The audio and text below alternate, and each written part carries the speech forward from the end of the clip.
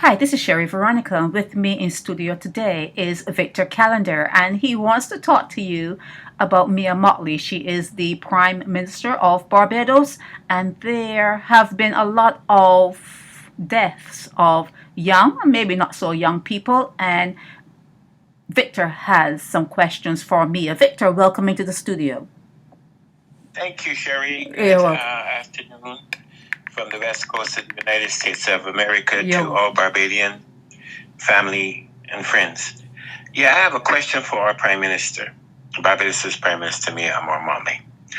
I applaud you for having the T20 in Barbados and the Crop Over Festival, which is right around the corner. And you did public service announcements on those. I'm disappointed in you, Prime Minister, because I want to hear some public service announcements about the pandemic that's occurring in Barbados. We had the pandemic of slavery, the pandemic of COVID, the pandemic of pedophilia, and now we have a pandemic of young Barbadian men and women being slaughtered for no good reason at all in Barbados. And not any attempt at all by government officials in totality to speak to this scourge, to this pandemic of crime in Barbados. If you can do public service announcements about T20 cricket, which pales in comparison to human life, why is it that that's not being done, Prime Minister? I suggested on this program here with Sherry Veronica a while back that you use some of your living heroes, national heroes. Two of them are still with us. Cigar Fields and Urban Sobers and Rihanna. We could use both of them and any other icons in Barbados, Gabby, Wes Hall, Charlie Griffith, any other of these individuals to do public service announcements and try to see if we cannot, stem the tide of violence in Barbados that's going on right now. It seems to me that it would just make good sense to try anything, Prime Minister Mottley, for you and your government to try anything to mitigate what's criminal, what's going on in Barbados. Mm-hmm. We've got a problem. Young Barbadians are dying disproportionately.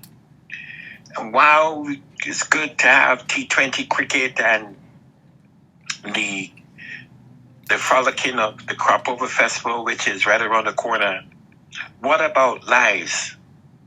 The host on this show and I, we were discussing before we went live that maybe the foregone conclusion is that, and I don't want to speak for Sherry because she does that beautifully for herself, that these are nobodies that are dying and no one is paying attention to it because they didn't go to some great school or they're not academically whatever. I would hate to think that we are that classist in Barbados, but maybe that's the case because these people are dying. And I think we owe it to ourselves to be able to speak about these issues and to use every available source to make the situation better. And that's what I have to say about that. Oh, that's all? I thought you were going to go deeper. I thought you were going to go deeper. Okay. Yeah, I mean, Sherry, basically, there are things that the Prime Minister and her government that they have done well, and I give them credit when they've done things.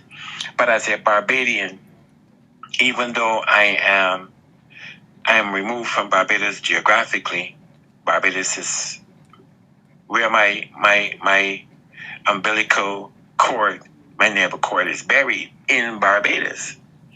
So, But Victor, no one has ever cared.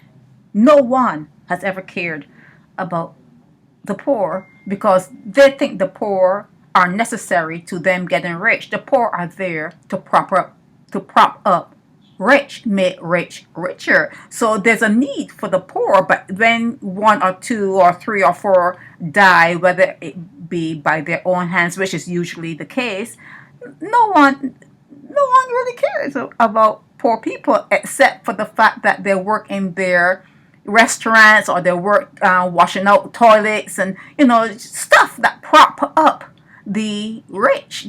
Other than that, what is there to say? What is there to say about poor people? What is there to say, Victor, about poor people? I want to believe again, I want to be contrarian here. I want to believe that my prime minister. Hello, you went blank there. You went blank there. Yeah, are you still there? I'm here. You still there? I am right here. Yeah, I want to believe that my prime minister and her government, that they value human life. If they did, if she cared about the poor, she would not be living in Sandy Lane. When you care about something, you're right there next to it. When you care about something, you're right there cleaning it up. You're right there building it up. You're right there fighting for it, representing it. You're right there, shoulder to shoulder. She does not care about poor people. And I like Mia Mottley, but she does not care about poor people. But I can't believe that all 29 other parliamentarians don't live in Sandy Lane.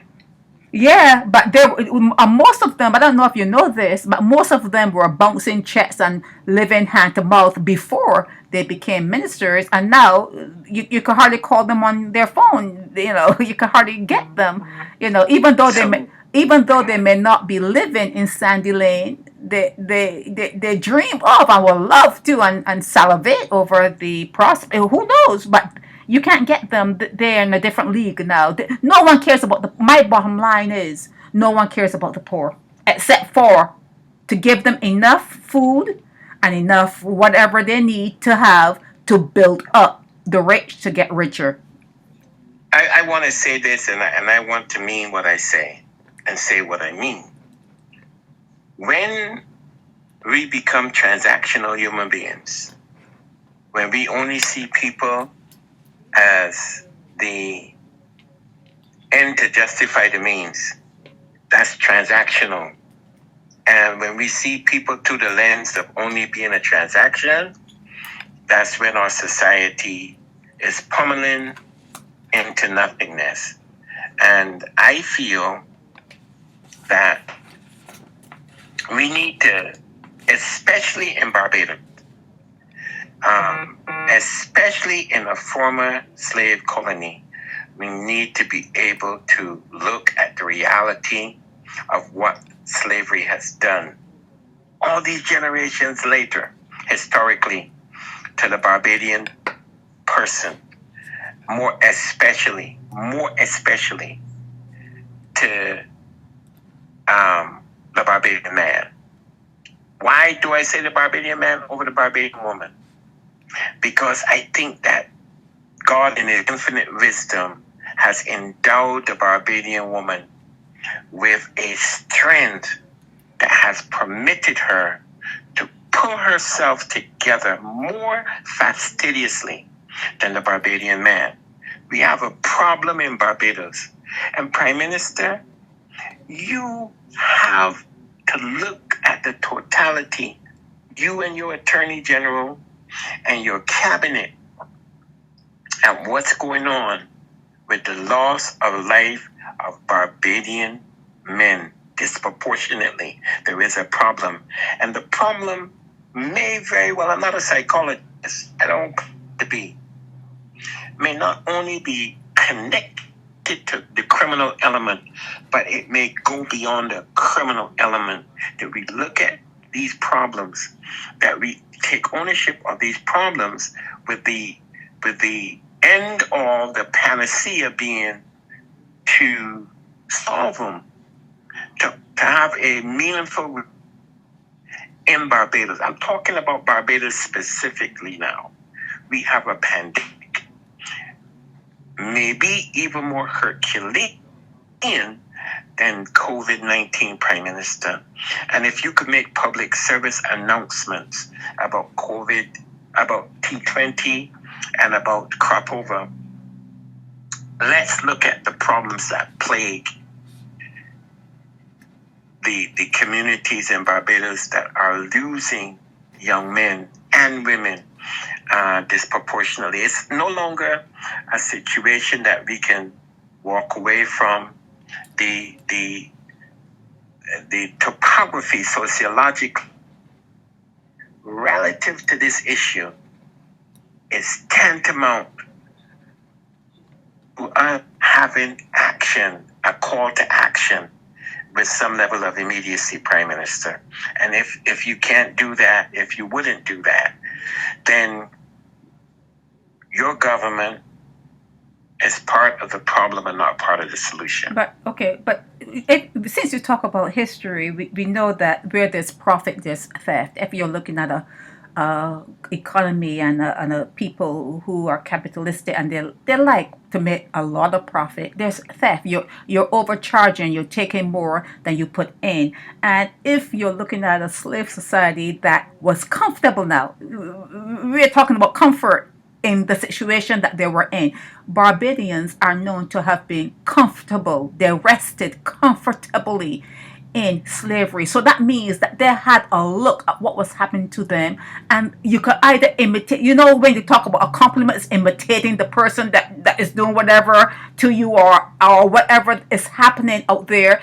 The compliment to their colonial masters was copying them, wanting to be like them, wanting to dress like them, wearing a suit and tie and that hat and whatever, going to England and living right underneath them. That was a compliment. They were comfortable in slavery. So with that in mind, Mia Mottley cannot be with the poor because she likes what she saw. Her family and her lineage, they like what they saw within the comfort of their position in slavery. And what they did was, instead of being the bottom tier slave, they made sure that they copied what was happening for people to make money, what the colonial people did to make money. They copied that.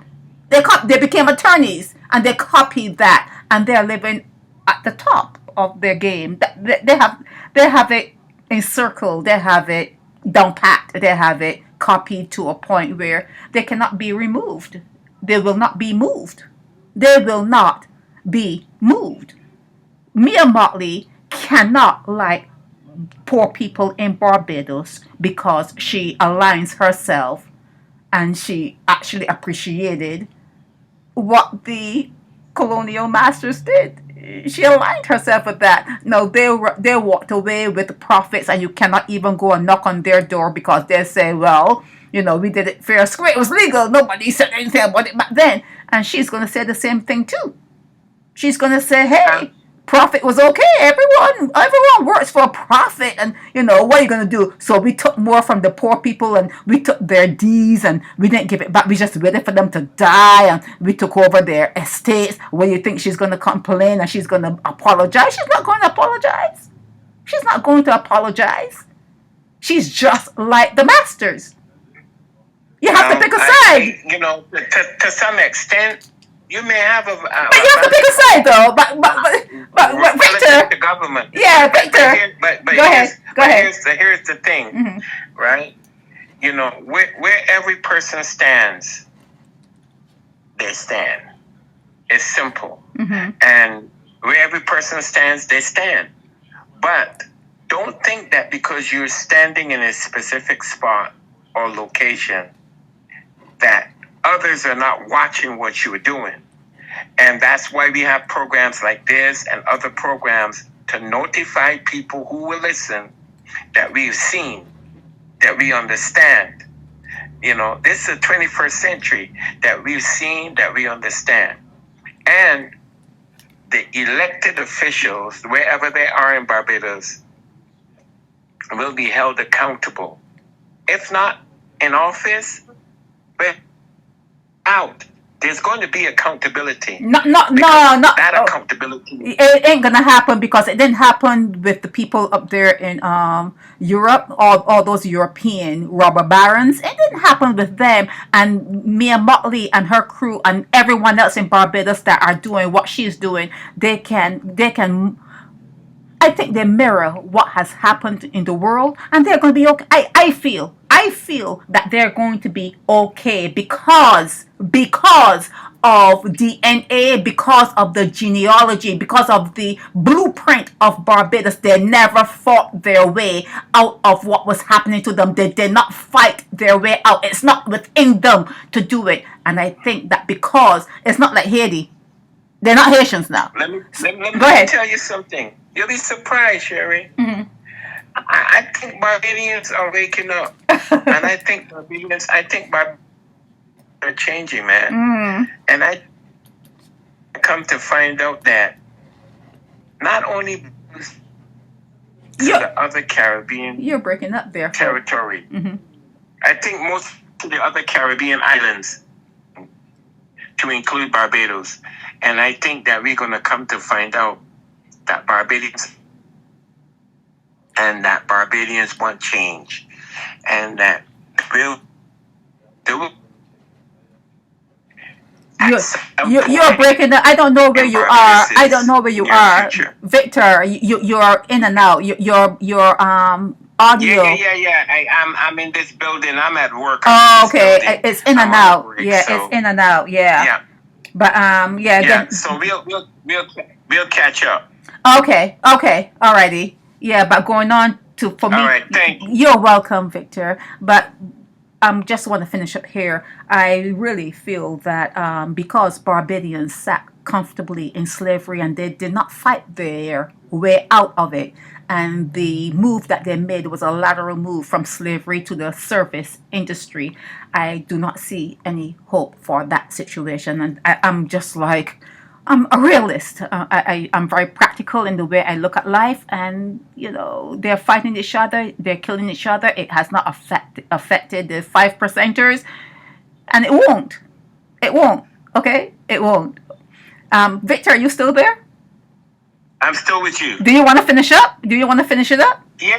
Okay, go ahead. I believe that we have a responsibility as Barbadians, whether expatriated or not. Are you there? Yes, I'm here. Hello? Yes, I'm here. Yeah, we have a responsibility to speak truth, and to stand up for justice. Then we become just us, and there is no justice. Right. Alrighty. Thank you, Victor. Thank you too. This is Sherry Veronica, Naked Departure Radio. Help me spread the word about Naked Departure via social media. Subscribe and share to show support and love for our channels.